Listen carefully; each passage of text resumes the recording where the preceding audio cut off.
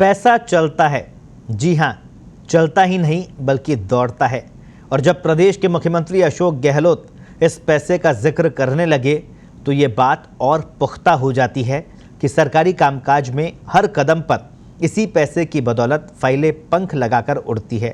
चाहे वो नौकरी हो या फिर तबादलों का जंजाल या फिर पानी बिजली के कनेक्शन लेने का मामूली काम।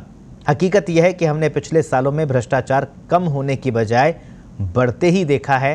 सुरसा के मुंह की माफिक नेता, अभिनेता, सरकारी कार्मिक हो या फिर कारोबारी, सब भ्रष्टाचार के उपासक लगते हैं। आखिर कैसे, देखिए इस खास रिपोर्ट में।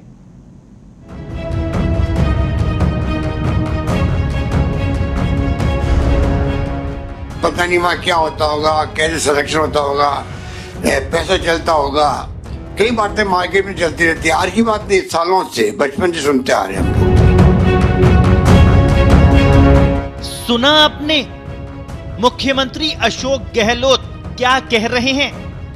कह रहे हैं कि नियुक्तियों में पैसा चलता है।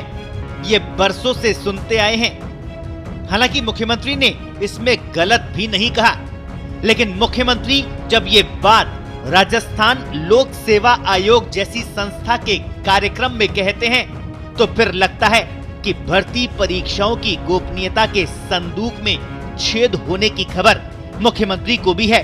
तभी तो मुख्यमंत्री को लोक सेवा आयोग के 73वें स्थापना दिवस के मौके पर आयोजित कार्यक्रम में ये कहना पड़ा कि आरपीएससी को इन भ्रांतियों को दूर करना होगा। लेकिन सवाल ये, क्या भर्तियों में पैसा चलने की बात सिर्फ भ्रांति मात्र ही है? पिछले सालों में आयोग की कार्यप्रणाली को लेकर समय समय पर उठे सवालों से ऐसा भी नहीं लगता। और फिर मुख्यमंत्री ने ये बात कोई यूं ही कह दी हो, ऐसा भी नहीं लगता, क्योंकि जहां धुआं है वहां आग जरूर ही होगी। कि भ्रांति दूर होगी, जो अभी आपने कहा था, और भ्रांति दूर होना आवश्यक भी है, आवश्यक भी है, क्योंकि बिना मतलब मेंबर बदनाम होते हैं, चेयरमैन बदनाम होता है।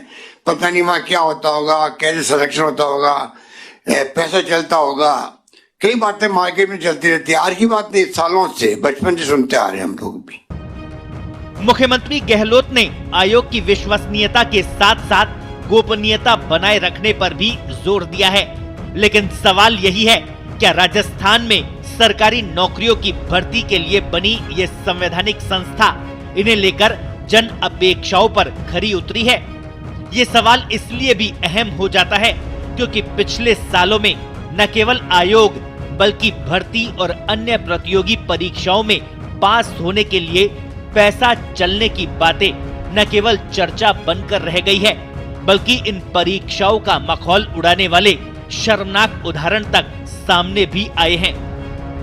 बात सिर्फ नौकरियों में भ्रष्टाचार की ही नहीं, बल्कि भ्रष्टाचार उजागर करने में जुटे एक्टिविस्ट पर हो रहे जानलेवा खतरों की भी है।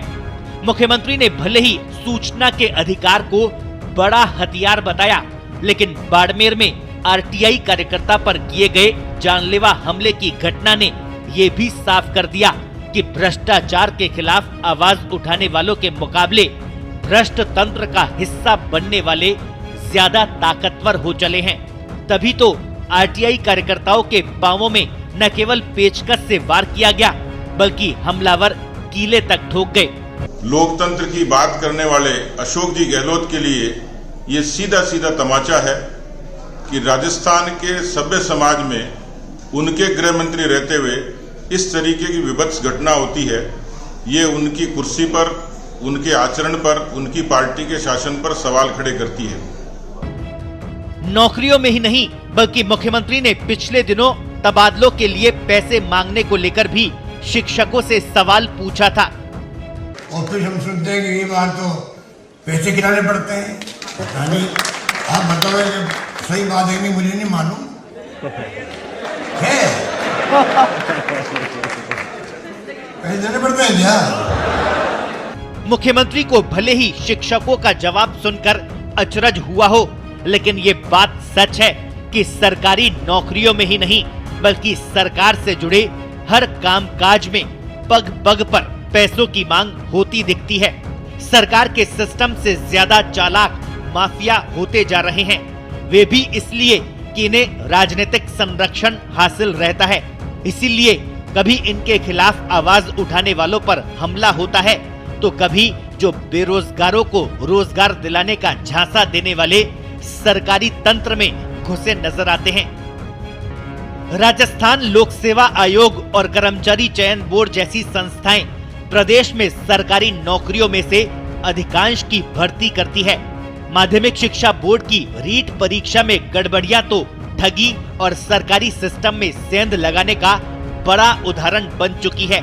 जेईएन भर्ती परीक्षा में पेपर लीक, चिकित्सा विभाग में मेडिकल ऑफिसर भर्ती परीक्षा, पटवार भर्ती और न जाने कितनी ही ऐसी परीक्षाएं हैं जो विवादों में आती रही है।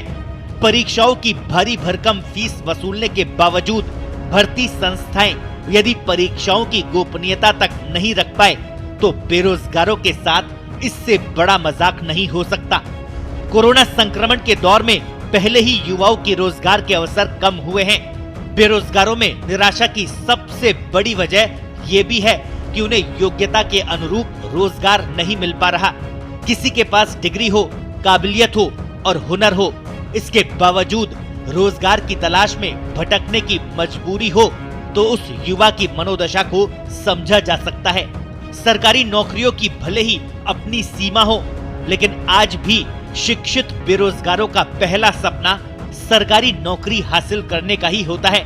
बड़ी वजह ये भी है कि हमारे यहाँ स्वरोजगार का वातावरण बनाने का सरकारों ने ठोस प्रयास किया ही नहीं। यही वजह है कि चुनावों के समय बेरोजगारों को रिझाने के लिए आसमान से तारे तोड़कर लाने का वादा करने वाले हमारे राजनेता भी आंकड़ों का जाल बुनकर रोजगार के सपने दिखाते रहते हैं। डर इसी बात का है कि बेरोजगारों में बढ़ती हताशा कहीं समूचे तंत्र के लिए चुनौती न बन जाए। स्पेशल रिपोर्ट, पत्रिका टीवी।